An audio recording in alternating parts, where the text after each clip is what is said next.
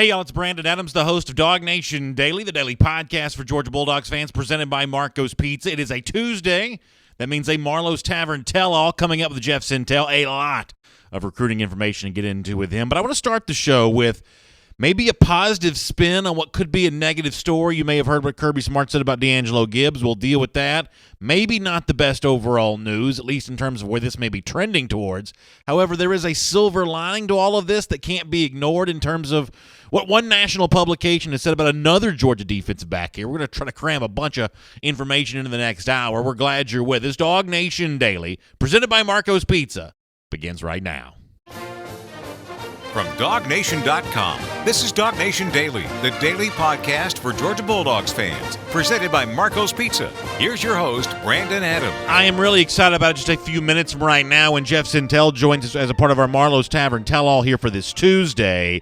There were what I thought some pretty significant developments with UGA recruiting and the push towards another elite class for 2019 over the weekend, and I want to get Jeff's thoughts on those to see if he kind of lines up the way that I do in terms of, you know, what could be kind of a nice positive trend here for UGA with a couple of pretty important names. We'll get Jeff Sintel coming up on that in just a moment. Before that, though, I want to read you something and at least set you up to have me read you something, and I want you to let me know if you're as surprised by this as I am. Now, when I say surprised, I mean pleasantly surprised. This is potentially good news here, but it's not exactly what I thought I'd be hearing this offseason. And if you want to go back to this time last year, there is no way I thought we'd be hearing this a year from the day here in the spring/summer of 2018. Let me start with this. We know that one of the real bright spots for the Georgia defense in 2017 was J.R. Reed, the Tulsa transfer, the cousin of DeAngelo Gibbs.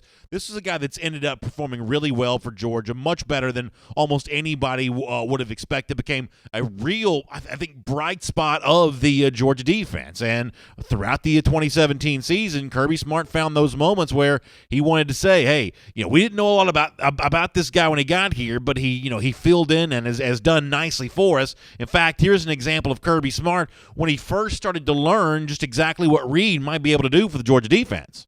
I didn't know what we were getting. I knew that he was a really good athlete. I knew he was really fast.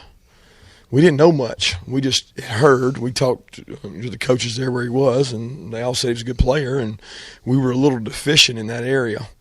And he's turned out to be probably the best decision that we've made from a standpoint of transfers, junior college players.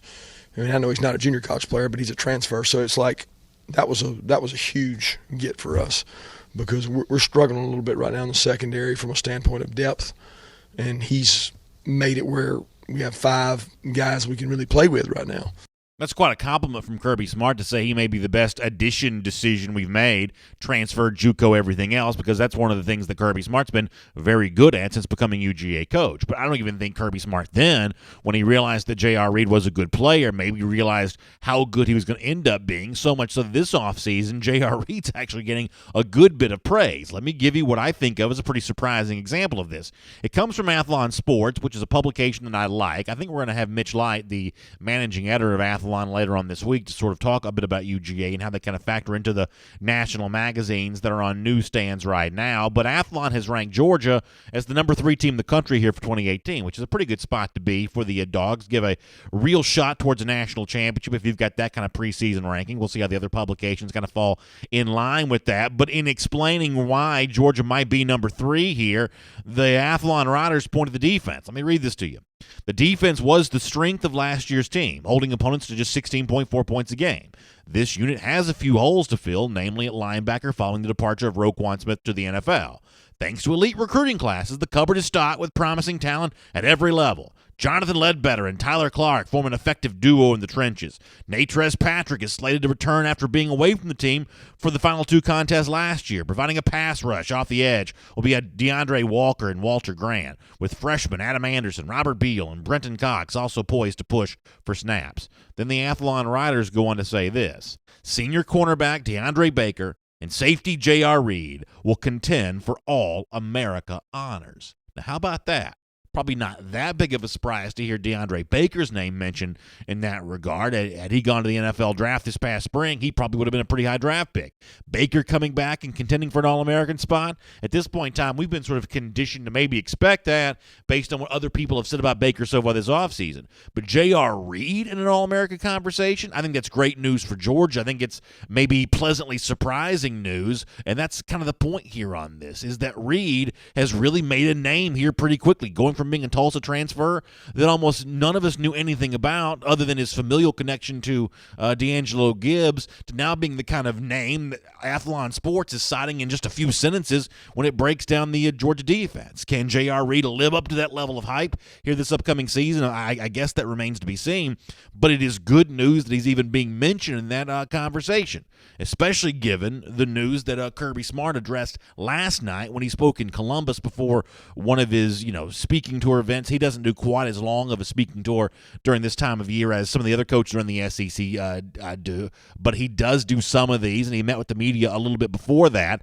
And in meeting with the media, the subject of Reed's cousin, DeAngelo Gibbs, comes up. Now, Gibbs is a guy that I've certainly been very, very clear about saying that I'm hopeful that he returns to the Georgia roster, that I'm hopeful that he's a contributing player to the Georgia program, and I assume that, based on what Gibbs himself has tweeted, the fact that he's back going to classes again, I was assuming that, hey, that means it's going to be good news for DeAngelo Gibbs, and he's going to be back, and he's going to be, just like Trent Thompson a year ago, he's going to be back and, figuring into the Georgia story here for 2018. But as Kirby Smart explained last night in Columbus, Georgia, when he met with the media, that's not necessarily the case. Here is Kirby with a little more of an explanation about exactly where things are going with DeAngelo Gibbs. He's working and doing the things we ask, and he needs to continue to do that, and we'll make a decision when the time comes. But being enrolled in school doesn't signify that he's with our roster right now. And it's really that big blow there at the end, that when he says, hey, just because he's enrolled in school doesn't mean that he's back on our roster right now. And that kind of hits squarely between the eyes for a show like DawgNation Daily, presented by Marco's Pizza, where we have talked about, Gibbs in that regards, that the return to classes and the things that he's tweeted and the sort of hopeful comments along the way from Kirby Smart all suggested that this story was heading back in the positive direction. Maybe it will get there eventually, but Kirby Smart has a message for those of us that put the cart before the horse when it comes to Gibbs. That's probably a little premature on y'all's part. I think that nothing's done with DeAngelo Gibbs until he's back with us, and that verdict's still out right now. So for me, I will admit it's a little bit hard to figure out exactly what that means when Kirby Smart says that about DeAngelo Gibbs. Is this an example of just sort of, setting a bar high enough for Gibbs to cross it and feel good when he gets back and starts playing in the summer? Is it a fait accompli that Gibbs really will be on the team, and this is just Smart's way of setting up an intense competition for him to actually be there? I don't know. I mentioned before about Trent Thompson. In a lot of ways, it seems like the Thompson situation from a year ago, the Gibbs situation right now, are somewhat similar. But I did go back and do a little research last night. Some of the things that Kirby Smart was saying about Trent Thompson a year ago, not really all that similar to what Kirby said about DeAngelo Gibbs last night. I'll give you an example. I'm reading this from the Athens Banner-Herald. These are quotes apparently that were given on sports radio station 680 The Fan in Atlanta last year on Trent Thompson. That Trent's done a great job. His shoulder is much better. He's able to move a lot better now than he was before medically. He's done really well. Listen to this. He says the expectation, this is about Trent Thompson from May of last year, the expectation for Trenton is to be better than he was last year, to show improvement. I think that's his goal, to get a step better, get more physical. It seems to me that's a much more hopeful conversation about Trent Thompson in May of last year than what you just heard from DeAngelo Gibbs right there. Also here, this is from Bulldog Illustrated, quoting Kirby Smart, also from May of last year. Trenton's done a great job of rehabbing. His shoulder is much better. He's able to move a lot better now than he was before. Medically, he's done really well. He is there in May. He's not currently enrolled in Maymester, but not many of our kids are. He's going to continue to rehab his shoulder and will be enrolled in summer school. Once again, if I'm reading into this correctly, it seems A year ago, with a somewhat similar situation with Trenton Thompson, it sounds like what Kirby Smart was saying this time last year, a little more hopeful than what he's saying about DeAngelo Gibbs. Now, I don't want to take that to mean that DeAngelo Gibbs is not going to be playing for this team here in 2018. I don't want to go too far in that direction, but I do think that contrast is important to point out that Kirby Smart, I think, should be taken at his word when he says there's still work to be done, and just because you're back in class doesn't mean that you're back a part of this football team yet, and we'll see how much of a space there is between what Gibbs is currently doing and the yet of being back on the team. But even with the emergence of J.R. Reed, a somewhat pleasant surprise, I'll make no bones about the fact that I still think that DeAngelo Gibbs is a really crucial player. I think Georgia's secondary performing in its top-end level, I think it requires a contribution from Gibbs. If ultimately he's not able to provide that, I think that's a loss for Georgia. I mean, I guess the overall bottom line, though, is away from whatever is happening with the team here, our wishes on DawgNation Daily, presented by Marco's Pizza, is that Gibbs, sees some growth and development in his own life away from the football field, that he finds whatever he needs, and he develops as a person whatever way that he can. It sounds like Kirby Smart's trying to help him do that, and I hope for his own sake that he's able to do that. But as a fan of the football team, it'd be nice to see him back playing football again sometime soon, too, as well. My name is Brandon Adams, and this is DawgNation Daily, the daily podcast for Georgia Bulldogs fans, presented by Marco's Pizza. Thanks for being with us on video, 10 a.m., DawgNation Facebook page, YouTube page, Twitter feed. Good to have you with us there on the radio at noon on Athens Sports Radio 960 The Ref, and in podcast form, Apple Podcasts, Android device, the world-famous DawgNation.com. We're just glad to have you with us here today on DawgNation Daily. And speaking of Marco's Pizza, they invite you to get your authentic Italian quality pizza from Marco's and say hello to sauce inspired by the original Gianmarco family recipe, because when your founder's from Italy, you do things the Italian way. Order today at Marcos.com. And how much fun was it last week for those of you that watch us on video every day to get a chance to meet Pat Gianmarco, the founder of Marco's Pizza, who was here with us in studio. And I certainly love the Gianmarco family and love Marco's Pizza. My family loves it, and I'm really, really proud to have them as a part of DawgNation Daily here today, each and every day on the program. It is Jeff Sintel coming up later on. A lot of UGA recruiting talk to get into with Jeff. A lot of it coming off the so-called scavenger hunt from this past weekend. There was some great conversation about that last night on Before the Hedges, presented by Kroger. Had a chance to check that out with Jeff Sintel and our good friend Hannah Chalker, who hosts that show with Jeff each and every Monday night. Really good stuff there. If you're not watching that show, you ought to. It's great stuff, and sort of a great kind of build up and sort of foreshadowing of the conversation that Jeff and I are going to have in just a couple of minutes.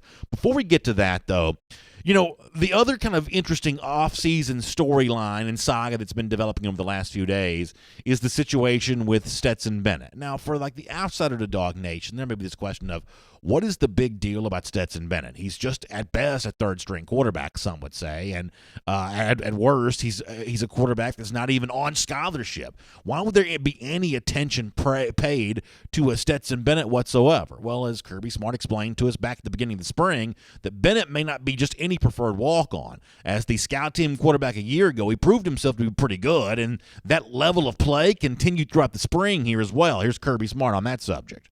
I don't know. I think last year, with no Bryce, you felt like there was not a three there evident. I think Stetson, being that he's done what he did through fall camp, the season being the scout team guy, and then the bowl practices getting to work, I feel like we got three guys there that are really competing and doing a good job. So I think it's interesting that he says three guys there competing. He's really putting Stetson Bennett in that category, in the same space with Jake Fromm, who was a tremendous freshman a season ago, and Justin Fields, who's a five-star quarterback in his own right for the class of 2018. Kirby Smart sort of mentioned Stetson Bennett in the same category with both of those back in the spring, which gives you an idea of the respect that Smart has for Bennett. But also, Kirby Smart may not be the only coach that feels that way. Stetson Bennett is good enough that he maybe wants to play and maybe sees the opportunity to transfer being his pathway to get playing time as a college football quarterback. When Chip Towers did his Thursday night show, also presented by Marco's Pizza, by the way, he addressed that very subject, the chances that Stetson Bennett may truly look to go somewhere else. Here's Chip. Is Stetson Bennett transferring? He's obviously contemplating that. He's discussed that with Kirby Smart, according to several published reports and some of our own intel, Jeff Sintel and I. That's not a small thing. A lot of people shrug that off. Third-string quarterback, big deal. We have Jake Fromm and Justin Fields. That's what people are going to say. But, three quarterbacks is the minimum that you need. I think that what Chip says there was echoed by what Kirby Smart had said a moment ago. And speaking of Kirby Smart on this subject, when he was in Columbus, Georgia last night, he was asked, as you might imagine, about Stetson Bennett's future. And Smart made it clear that they want to keep Bennett. They view him as more than just a luxury. They view him as somewhat of a needed commodity for this Georgia team right now. And it sounds like they're doing everything they can to sort of maintain his status in the fold here for UGA. Here's Kirby on Stetson Bennett. We need to keep Stetson there and help us. We don't really have many other guys beyond Stetson. We've got 2 young quarterbacks coming in. They're going to be walk-ons that we think are good players. But we've invested a lot in Stetson with the development he took this spring and what he did in bowl practices, and excited to see what he can do. And we're encouraging him to stay so that he gets that opportunity. But I certainly respect what he's done this far for the University of Georgia. And he's a really good student as well. So we're selling him on the University of Georgia education. Selling on that Georgia education, but the question becomes is this a UGA education that Stetson Bennett can get for free here? Has his play as the Georgia Scout Team quarterback earned him a spot as a member of the 85 scholarship players? Will he get one of those as an enticement to stay? Kirby Smart said last night that's certainly a possibility, but didn't, as you might imagine, confirm that's indeed the offer here from UGA. And it also, I guess, remains to be seen, is just a scholarship for Bennett now enough, or does he want a scholarship and a chance to compete for a starting job? For UGA, Bennett's still probably a provider of depth more so than a contender for the starting job, but 3 quarterbacks, as Chip said, is really the minimum of what you kind of want in the fold here. Georgia without Stetson Bennett is not nearly as good a team as it would be with Stetson Bennett because of the quarterback depth that's required to compete and contend here in the SEC. So we'll follow this story and see where it goes, but that's what Kirby Smart said about that last night. For now, though, let's turn our attention back to UGA recruiting here on this DawgNation Daily on a Tuesday. It's time for our Marlowe's Tavern Tell-All. Let's bring on Jeff Sintel right now. From Athens and across the SEC or wherever the recruiting trail may lead, here's a DawgNation.com insider. All right, I'll say hello to Jeff Sintel. Busy weekend for UGA recruiting last night with the Before the Hedges show presented by Kroger. Jeff and Hannah Chalker did a good job breaking some of this stuff down. We'll continue it now as a part of our Marlowe's Tavern Tell-All presented by Kroger with the scavenger hunt from the past weekend. Jeff, hope you're doing well today. Thanks so much for being a part of our Marlowe's Tavern Tell-All here on this Tuesday. Welcome to the program. Brandon, if we had a scavenger hunt down the Marlins menu, my man, which item would you look for if I said go for the tastiest item on BA's palate? What would that be? Well, listen, it could be the pastrami egg rolls. It could be the chicken salad wrap. That's all a part of the brand new spring menu they have there. And for the people who want to do their own scavenger hunt there at Marlowe's, there's actually a chance to win that very thing. Marlowe's is going to give away a menu tasting to celebrate that new spring menu. I'll tell you about that more over the course of our conversation. But, Jeff, you don't realize just how right you are in the fact that someone could do their very own scavenger hunt with some of the great menu items there at Marlowe's Tavern. And, of course, as we start our Marlowe's Tavern Tell-All here on this Tuesday, I guess before we get into the 2019 recruiting stuff, let me go back to something that I was dealing with for a bit before you joined us here on the program today, and that's the status of DeAngelo Gibbs. I know you heard what Kirby Smart said in Columbus about the fact that, Gibbs being at class doesn't mean he's actually back part of the football team again. And for me, I took that as bad news, not because it means that Gibbs won't be playing at Georgia again, but I guess I am guilty, Jeff, of being in that group of people that Kirby Smart said was premature and assuming that, I returned to class and a couple positive tweets from Gibbs all of a sudden meant he was right back there competing for the star position for UGA. I thought that Kirby Smart pumped the brakes on this last night in a way that it's hard to find a record of him doing a year ago with Trent Thompson. And for me, what Smart said about Gibbs last night was somewhat eye-opening. You covered him a lot as a part of the 2017 class. What did you make of it?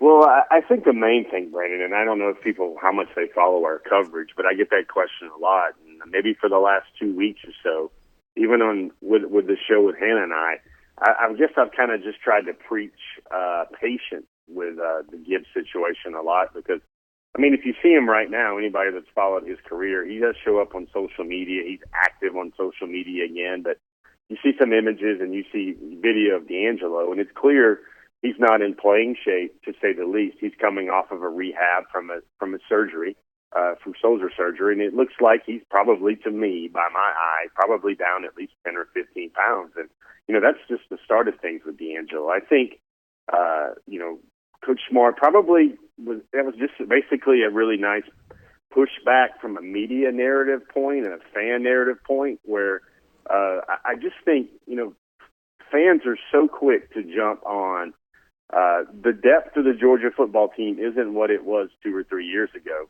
The 5-star heralded freshman is not supposed to crack the lineup anymore. And if it does, it's a measure of performance and ability and nothing else in terms of maybe a lack of talent or a lack of proper championship caliber resources at the spot. For those that thought DeAngelo would, be cleared to resume working out and be back in school and automatically fly up the depth chart at Georgia, that's not the way things work, and that's not the way it's even going to work in this case where his status on the team is still unresolved. So I think DeAngelo is something that Dog fans should really think about and hope for the best with that situation. But I think we're still at least a couple of months away from any clarity on what DeAngelo Gibbs will be with the University of Georgia. So I, for the most part, agree with a lot of what you said there. I guess the one thing I will push back on, though, is the notion that, hey, freshmen aren't supposed to do this, or in what Gibbs' case, I guess would be a second-year player in the program here. I do understand that. I get where that's coming from, but I also know that Georgia's trying to win a national championship right now, and to have a national championship level secondary, you need contributions from your most elite recruits there at that position. So I think it does speak somewhat to what you may say sort of a deficient position group, the fact that you need to rely on sort of an underclassman player like Gibbs as much as Georgia May was hoping to get from him. But that is, I think, the reality. If you want to compete for a championship, you got to have a contribution from a player like that, because there aren't a lot of players of Gibbs' sort of caliber coming out of high school in that Georgia secondary at the moment. Well, there aren't, but I mean, I guess the thing that goes through my mind right now is if DeAngelo was in some ways you can parallel this a little bit. If DeAngelo in some ways was a freshman, a heralded freshman joining the Georgia team in late May, early June. Most of the players will be there by, I believe, June 2nd, at least the 2018 signees.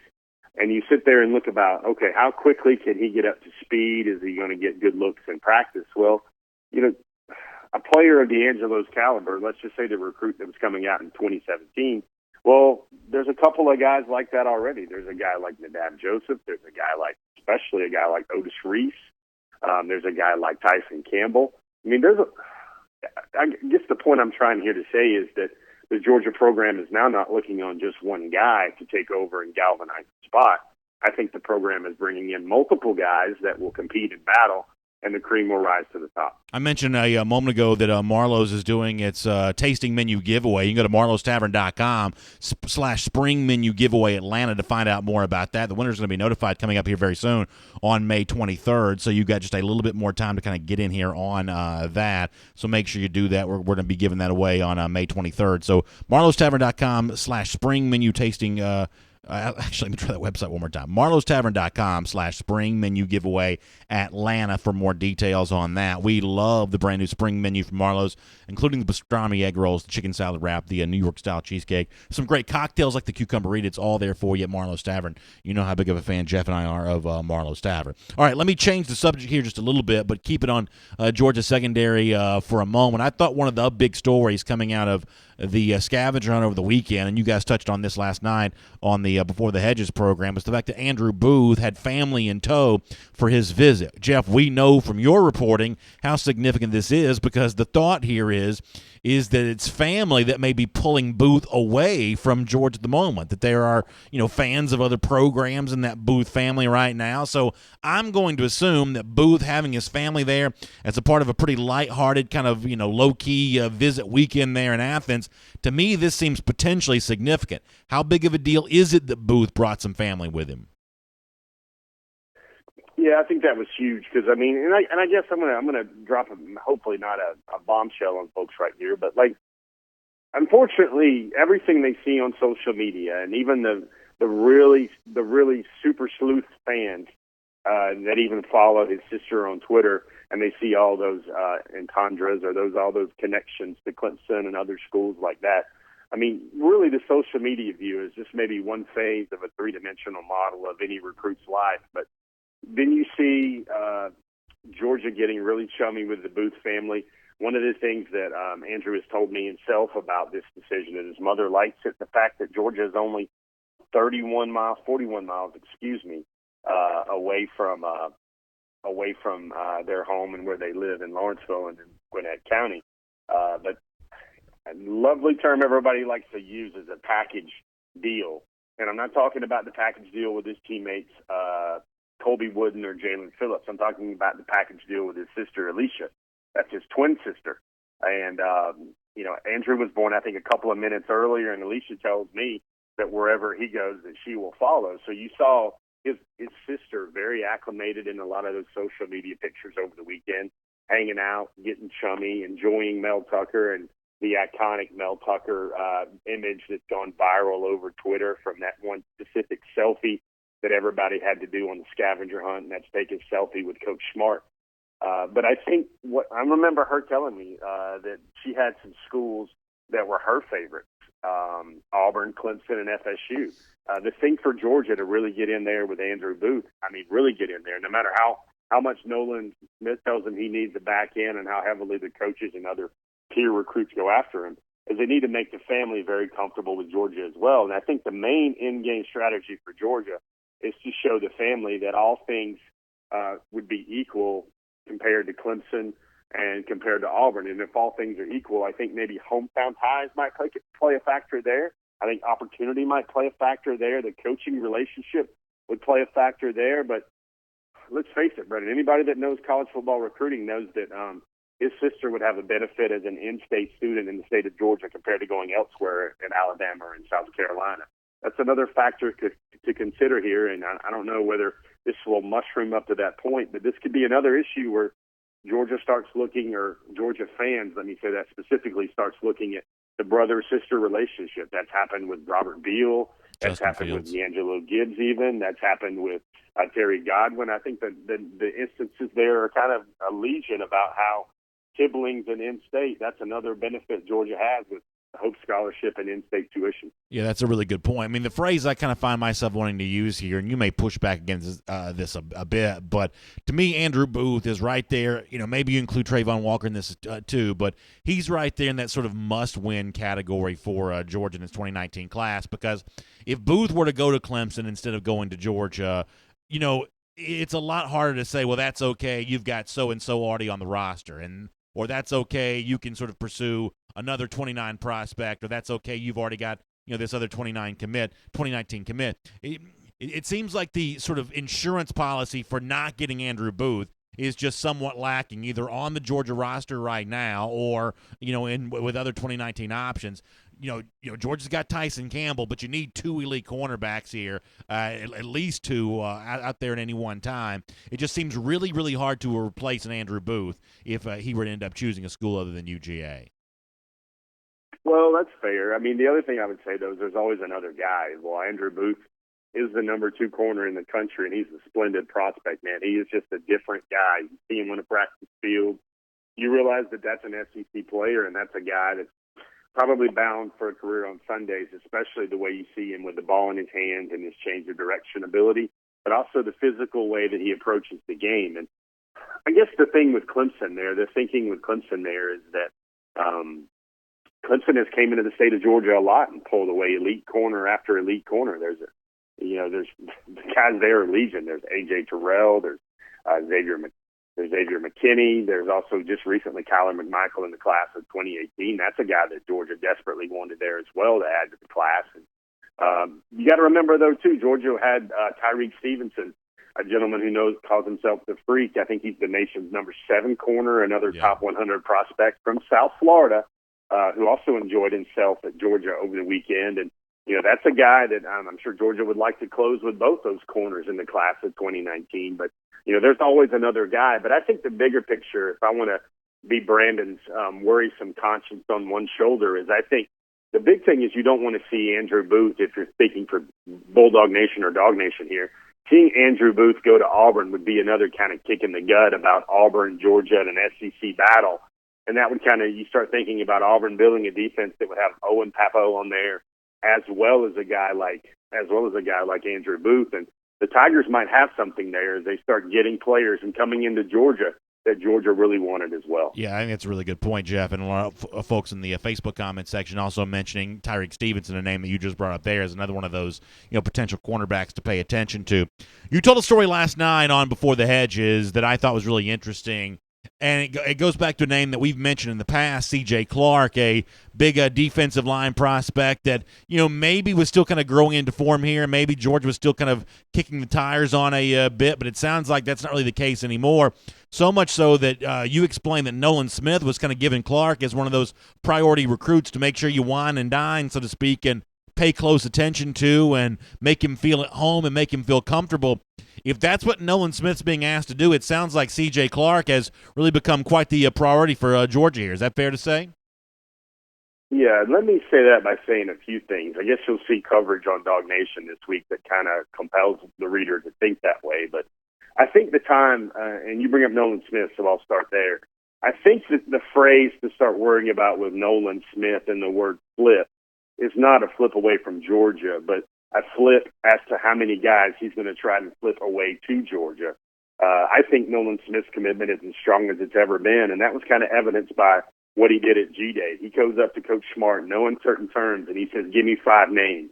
I want 5 names that I could hammer with about the University of Georgia, about playing together at G-Day that I need to work on. Well, Smart didn't want to overburden his shoulders or anything like that. He gave him 2 names. He gave him Derek Hunter, and he gave him C.J. Clark. So those 2, he was on those guys like, I don't know, Lester Hayes and the Stickum or Velcro, whatever you want to have it. But he was glued to those guys during G-Day. He remains glued to those guys. He talks to them all the time. And C.J. Clark is a guy that, you look at him, I still think there's a lot more to his game that I haven't seen yet. He's rated as the nation's number 17 defensive tackle, and everybody just takes these ratings, and sometimes they say, okay, the staff's on him. He's being made a priority. This is going to be another fire-breathing dragon to come to the defensive line at Georgia. I don't think C.J. Clark is that type of player yet, but I do think he has all the tools and ability. The skill set is kind of there to be what Georgia wants to have on the defensive line.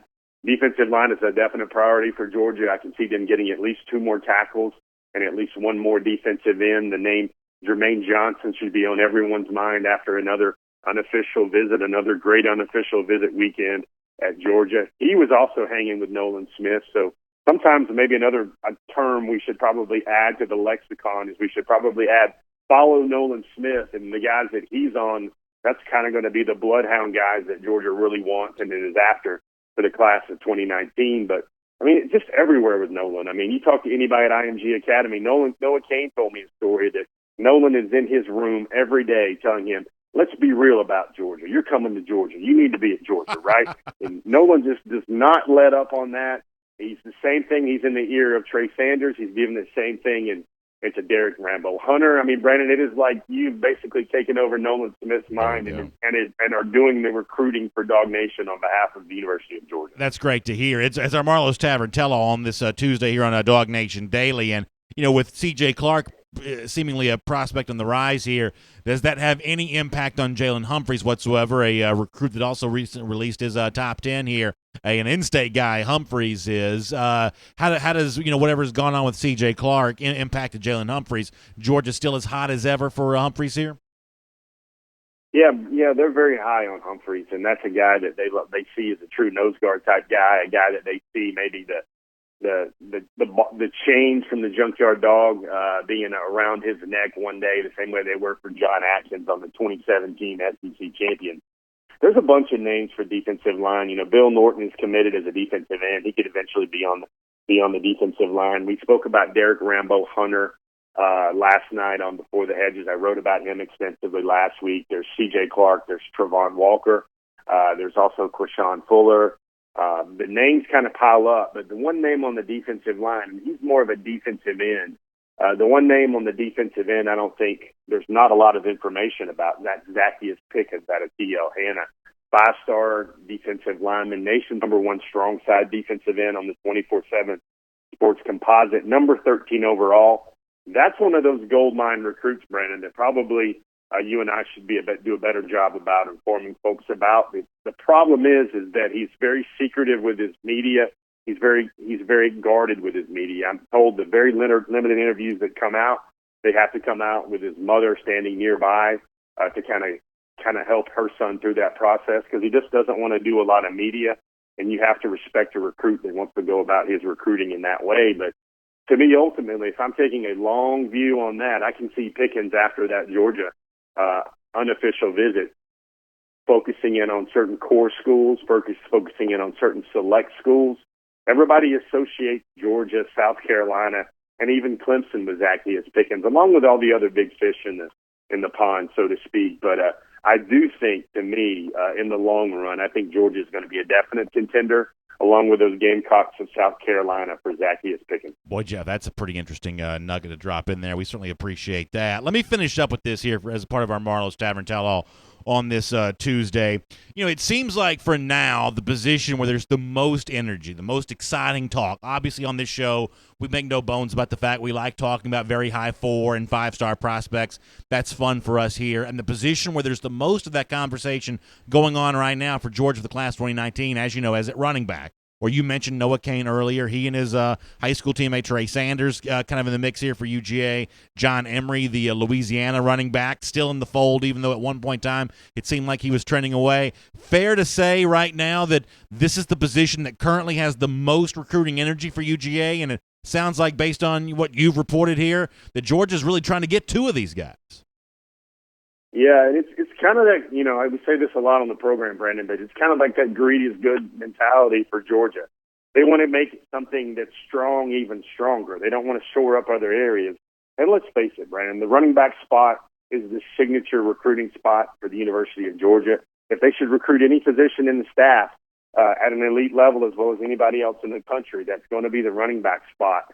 But now that position has been turbocharged, struck by a lightning bolt, whatever you want to say, by the recent success of Chubb and Michelle on the field, staying 4 years, proving that the duo can work, proving that the duo split carries rotation can save bodies for the NFL, so they have maybe a 9-year career instead of a 7-year career. And it also proves that Georgia can get guys in the league. That's 2 running backs off the same system, 2 workhorses, helped take down Oklahoma, that were picked among the top 35 picks in the NFL draft. That is an incredible, vast amount of energy and momentum for Georgia at the running back spot, and they're cashing in on it. They're banking on it. Georgia, I think, and this is really complicated math, but everybody starts thinking, okay, Elijah Holyfield, Brian Herrien, 2019 is when their eligibility is due. 2019 is potentially when DeAndre Swift could jump to the league. 2018, I mean, James Cook is not even on campus yet. Zamir White is rehabbing a knee, and somehow Georgia is going after the nation. Number 1, number 2, and number 5 running backs with all gas, no brakes, all fire, no smoke. And those guys tell me, especially Noah and Trey, that Georgia would take 2 if it's the right 2. And it would be 2 out of the lot from John Emery Jr., Trey Sanders, and Noah Cain. Now, there are all sorts of questions that mushroom up in my mind, and I'm the reporter who's supposed to be, skeptical of everything. Like, what happens there? Is Georgia really going to take another 2? What does that mean for Holyfield or Herrien? Does one transfer out for lack of a playing time? Do both go to the NFL after successful junior seasons? I think all those possibilities are there because what's in front of them is another line filled with 5-stars. And I think that's another reason why the running back position at Georgia is just going to continually produce gold dividends after gold dividends, especially in the recruiting. Especially when you have an ace master recruiter like Dale McGee doing the recruiting, who's telling the guys, these are the guys I'm going after. We want to if it's the right to. And you sit there and you go, how and why? But then you think back to just the spring practice at G-Day. There was supposed to be a red team and a black team, and there were only 2 healthy scholarship backs to go around for the 2018 spring game. That was Brian Herrien and that was Elijah Holyfield. Of course, DeAndre Swift was limited by nagging injuries in spring practice, and Zamir White was rehabbing as an early enrollee from another knee injury. James Cook wasn't there yet. So when you start thinking about Georgia and realistically how many backs they need, well, they probably need about 6 quality elite backs to run their system, especially when they bring in 2 at a time, and especially when they really show, as they did in 2017 season, that they can feature a Michelle, they can feature a Chubb, and they can also feature a Swift. That's at least 3 main workhorses they need on the field at all times.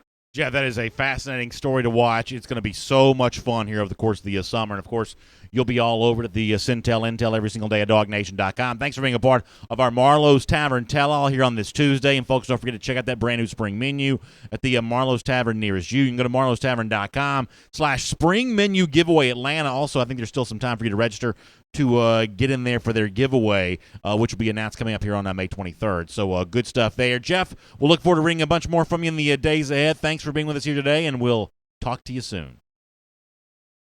Hey, Brandon, thanks for the time, man. Be well, sir. Let's take a look around the rest of the league. This is SEC Through. Yeah, really pretty interesting there. I love Jeff's synopsis of those three backs, Kane and Emery and Trey Sanders. Obviously, I love the idea of even getting involved for Trey Sanders, especially given and y'all know, I make no bones about the fact that on this I am not objective. I am a Gator hater, and I love the idea of Georgia maybe being in on Trey Sanders in a big way, despite the fact that Florida is trying to play cozy and nice with his brother Umstead, who they've offered a preferred walk-on spot to. Now, I got no beef with Umstead Sanders. I hope it goes on to have a great college career, and I hope he gets himself a scholarship out of it. But in terms of that being leverage for Florida to get Trey Sanders, obviously I hope that does not work here, and we will see what happens there. For now, though, let's transition to our SEC Through, and when the SEC Through is done, we'll also do our latest edition of our Dog Day Q&A. It's kind of our way of being more interactive, even more interactive for a show that I think is already pretty interactive. This is our chance to be even more interactive. We're going to do that later on. I started off the program today by talking about Athlon's suggestion that maybe J.R. Reed's an All-America candidate here in 2018. Who do you think is going to be the breakout star for the Georgia defense?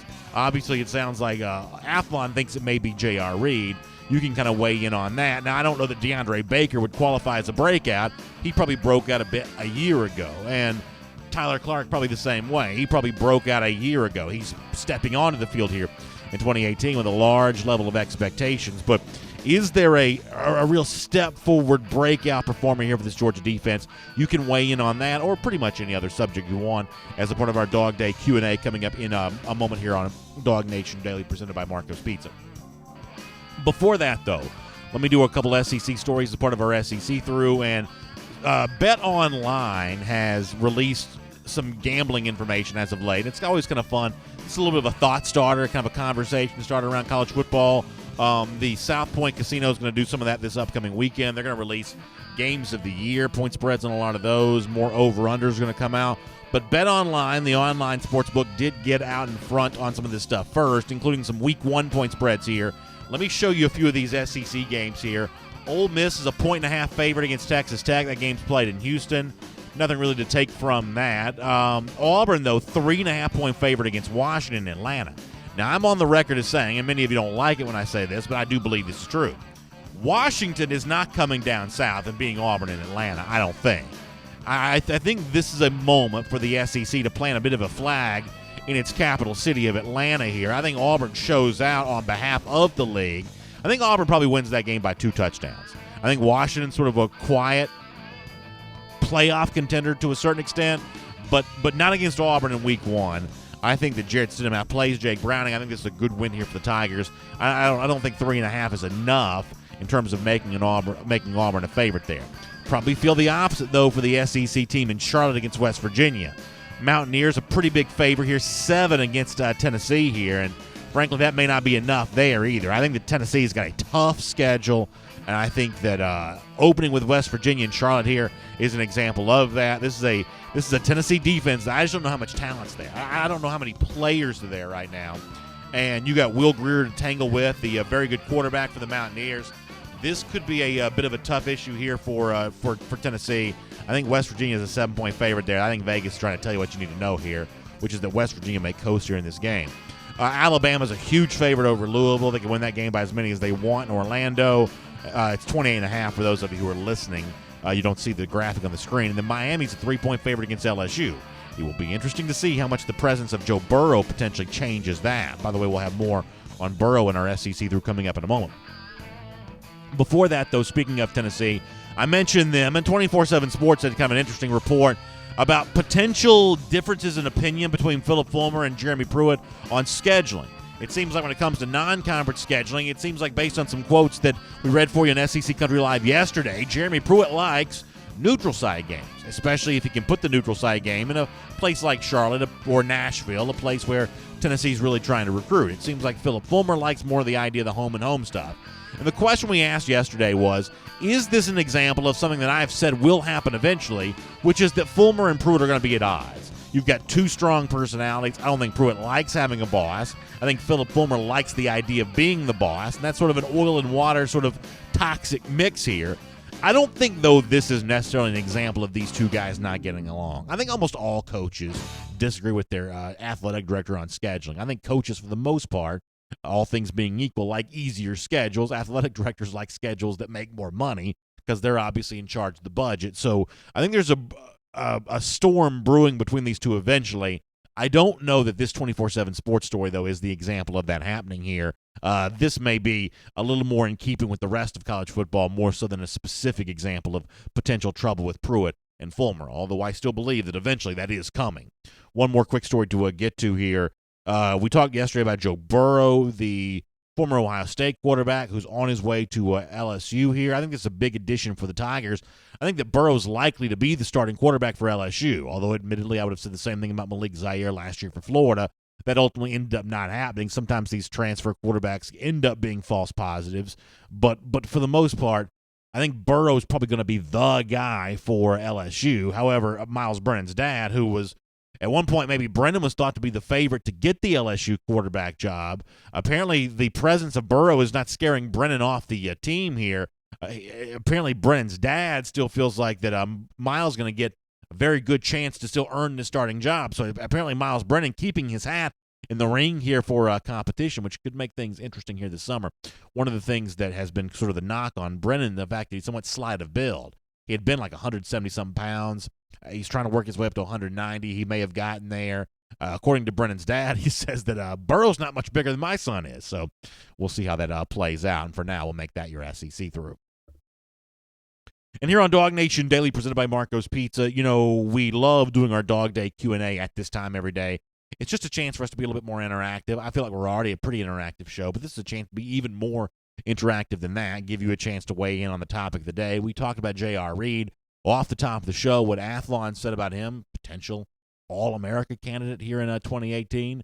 I was pleasantly surprised to hear that level of praise for him, but it does make me wonder who you think the breakout star on this Georgia defense will be here this season. Reed would certainly seem to be a candidate for that. We'll take some more comments here on both Facebook and YouTube. J.C. Howell, going back to what we said on the SEC through a moment ago, says, I'm an SEC homer, so yes, I hope Auburn wins week 1. Hate me if you want to. And, you know, I don't so much hope they win as I do just think they're going to. And I do think it's good for the SEC, I guess, although not so good that I'm actually outright rooting for Auburn to win. I just think they're better than Washington. And I think the SEC does need to defend its own turf here in a game like this. It's not the kind of thing where I think for the most part SEC pride sort of died and ended when the SEC started adding teams into the league that weren't Southeastern teams. You know, Missouri's a Midwestern team. Texas A&M's a Southwestern team. You know, the notion of the SEC used to be that the bond that brought everybody together was we were all from the Southeast. That's not true for the SEC anymore. Not everyone is from the Southeast, so therefore the bond that connects the league is not quite as tight and strong as it used to be. I don't know that conference pride means what it used to be, but it's still good for the SEC if Auburn beats Washington, and I think they're probably going to do that, by the way, too. Jacob Mahaffey on YouTube says, after G-Day, I feel really good about Monty Rice. He won't be a Roquan, but I feel like he could be at least as good as Natrez inside. You know, Jacob, ESPN recently said some nice things about Monty Rice. At a certain point in time, we're going to talk more about that on a DawgNation Daily as well, but they sort of spotted him as a guy that could be a big-time contributor. And I think your assessment of Rice is pretty accurate here. There's not a Roquan Smith-level superstar, but in terms of forming a tandem with Natrez Patrick, that's a pretty solid duo. I think that's a real chance and a real possibility for Monty Rice this upcoming season. The one thing I think about Rice, and obviously, as I say all the time, I'm no former coach, I'm no scout, but it certainly seems like Rice is a pretty good run-stopping inside linebacker. Not the fly all over the field guy the way that Roquan Smith was. Not the human highlight film the way that Roquan kind of made the hallmark of his 2017 season, but a really solid, big thumper-style, run-stopping linebacker, the kind of guy you have to have, by the way, if you're in that sort of nickel package where you've got fewer linebackers on the field. I think Roquan's pretty valuable in that role. Excuse me. I think that Nate strike two. Let me try this one more time. I think that Monty Rice is pretty valuable in that role there, and so I think that's all pretty well said as a potential breakout star for this Georgia defense, which is obviously the subject of our Dog Day Q&A today. Matthew McGahee on Facebook also mentions a good name. That Richard LeCounte is one of those guys that could be that for Georgia. He's certainly in line, I would think, to be a starter along with J.R. Reed at the safety position, and he is that former elite recruit for the 2017 class. It seems like the last 12 months for LeCounte were kind of a cerebral growth time. I've always said that I think that defensive secondary is a little bit more about the brain than maybe some people realize. It seems like LeCounte's learned a lot, and maybe he's ready to put what he's learned on display later on this summer when practice begins. All right, we'll get ready to wrap up on that. Appreciate your contributions to our Dog Day Q&A. And if you like watching the show on video, don't forget, we'll have even more comments coming up in just a moment as soon as the regular broadcast comes to an end. All right, so let me do this. We do it every day, and our buddy Eddie the Blind Squirrel reminds us to do it every day. It's our Gatorator Countdown. 158 days from right now, Georgia goes back to Jacksonville, beats Florida again. We love the thought of that. Gatorator Countdown right here on DawgNation Daily, presented by Marco's Pizza. I'll also tell you I'm getting really excited for some spring sports postseason, either beginning or continuing. Georgia baseball plays in the SEC tournament tomorrow, starting at 9:30 in the morning there in Hoover, Alabama. A little bit of a weird start time, but it'll be fun to have some morning baseball for Georgia in the SEC tournament. And then the softball team, Super Regional, hosting Tennessee this weekend. That one starts on Friday. Going to be a lot of fun in both those regards. We'll see you tomorrow. DawgNation Daily, presented by Marco's Pizza. And for those of you on video, we'll take some of your comments right now. You can kind of weigh in on anything that you would like from today's show. Look forward to hearing from you on that. J.C. Howell in terms of a breakout performer. How about Mark Webb being that guy? That's kind of nice to think about. Bobby Weatherington on Facebook says, the thought of Otis Reese playing safety makes me think of when they put Thomas Davis back there. He could take some heads off. Yeah, I mean, I do think that's the one comparison that's always been made. Terrence Edwards made that with us back on signing day. I've probably made that a lot since then, is that Otis Reese could maybe be that Thomas Davis level player. Now, Davis has a lot to live up to in a Georgia uniform. Those who remember his time going back to the early 2000s when he was at Georgia is both a great leader and a tremendous player. That's putting a lot on Otis Reese here, but a lot of people think that Reese may be able to live up to that. And, some people in the comment section, and Jeff Sentel mentioned this himself, if things for whatever reason don't work out with DeAngelo Gibbs, and sometimes the elite recruits, it just doesn't for whatever reason, physically, emotionally, spiritually, whatever, sometimes it just doesn't work out. A guy like Otis Reese is potentially there to fill the void. I just think you need as many elite players as you can. Elite prospects is a better word. I think you need as many elite prospects as you can so you can find 4, 5, or 6 really good contributing players. Trib and Layshawn Edwards asks, is Nate McBride making any noise? McBride is certainly one of the more popular players in our comment section every day. I do wonder if McBride may still be another year away from being like one of the main contributors as an inside linebacker. I think that role this year belongs to Patrick, assuming his return to form continues the way it's supposed to. And I think that, as we've mentioned, Monty Rice is one of those guys there in that discussion.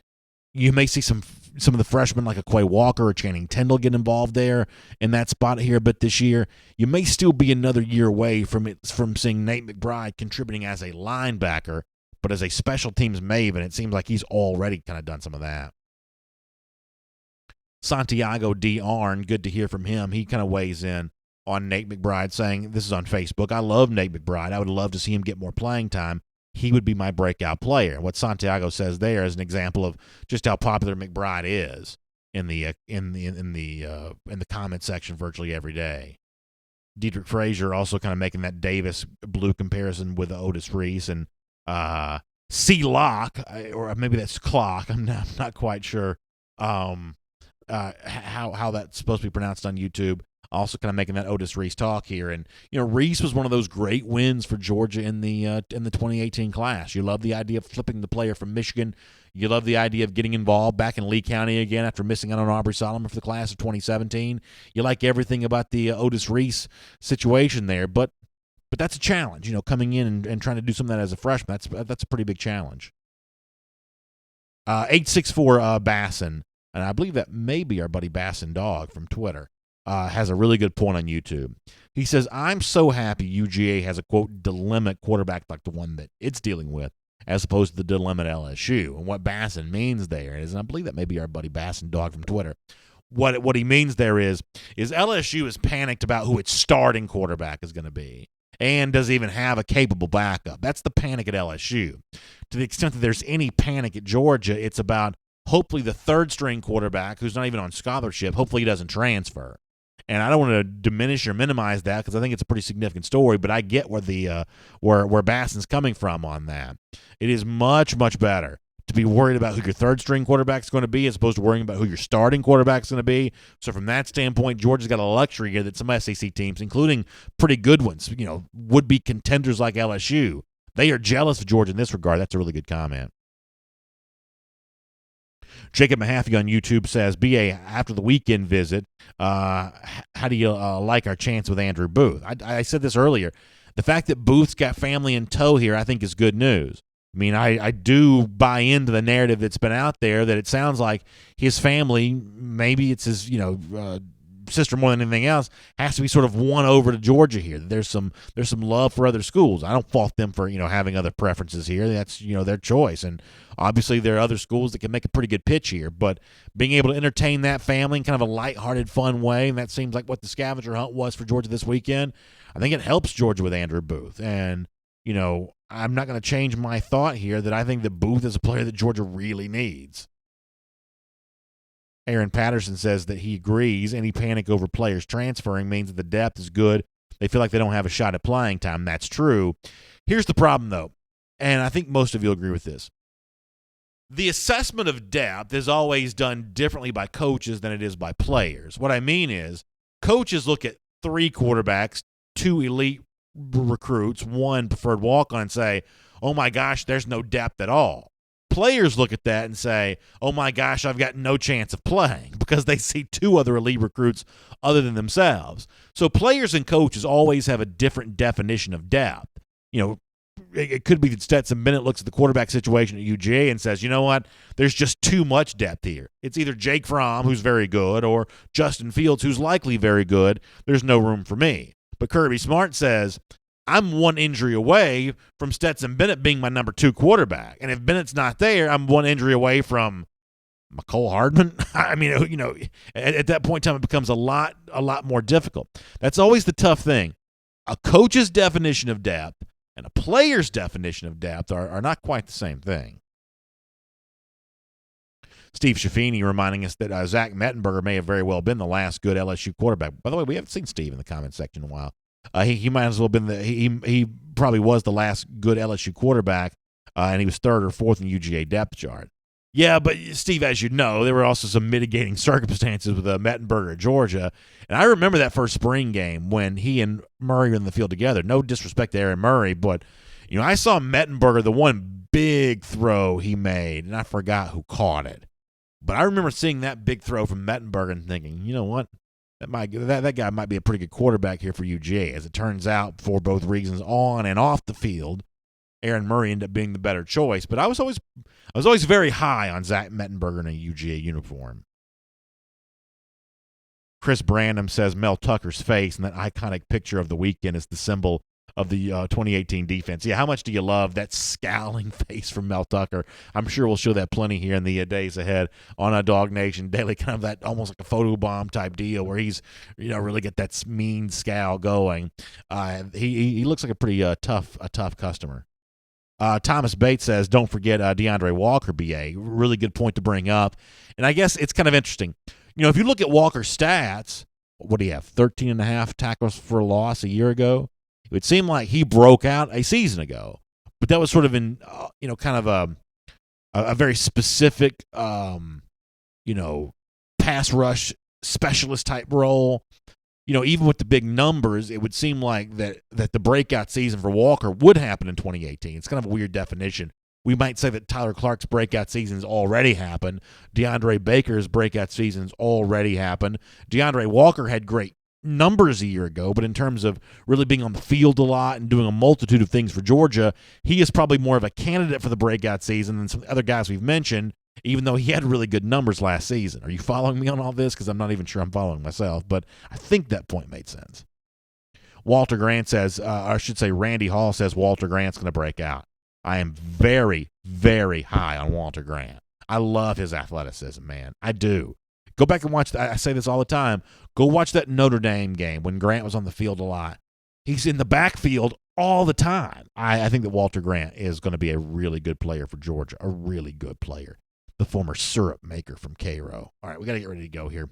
Let me do one more on Facebook, one more on YouTube, and we'll say goodbye. Terrence Eberhardt says, our offensive line and depth is national championship caliber. We haven't had that. Please don't overlook the big nasties. They'll be the heart of the team this year. 1,000,000% agree with that. This may be, on paper, the best offensive line I can remember Georgia having.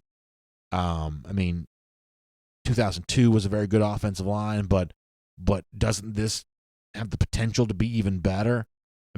This is rarefied air for Georgia when it comes to its offensive lines, and the defensive line, as you said, when you get the rotation of Clark, who we know about, Rochester, who we know about, Hawkins Muckle, who's a depth provider, that big body, maybe some contributions from some other guys here.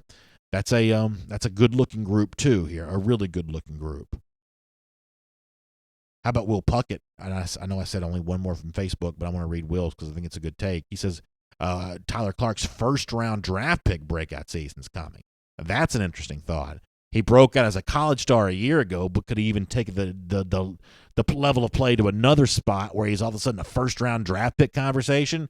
How about Clark and Baker as both first-round draft picks next spring? That says some pretty good things about the Georgia defense. Okay, so thanks, 864 Bassin, for the clarification here. That's not our buddy Bassin Dog from Twitter. That's our new buddy, Bassin, here on YouTube, who he likes to fish in upstate South Carolina. Well, there ain't nothing wrong with that. And we really appreciate you checking in on YouTube here today, 864. Thanks for being here with us today. Thank you so much. The other Jason going into more detail on the Zach Mettenberger situation than I guess I was going to go into, but yeah, there was that to deal with. The other Jason, this is a good final way to end this thing. He says, is the Kirby Smart staff just outworking the Mark Richt staff on the recruiting trail? And outworking is a little bit of a loaded word. I don't know how we would necessarily respond to that. The one thing I do think that Smart is better at than Richt was is that he gets more out of the full 85. I think that Richt at times would only get contributions from about 70 of the scholarship players. He may have, a dozen scholarships going unused at any point in time. And Kirby Smart's just a lot better about getting full use of the full 85. And if you want to win a national championship, that's what you have to do. Georgia's competition is not just Alabama, which we say all the time. It's really Clemson and Ohio State as well.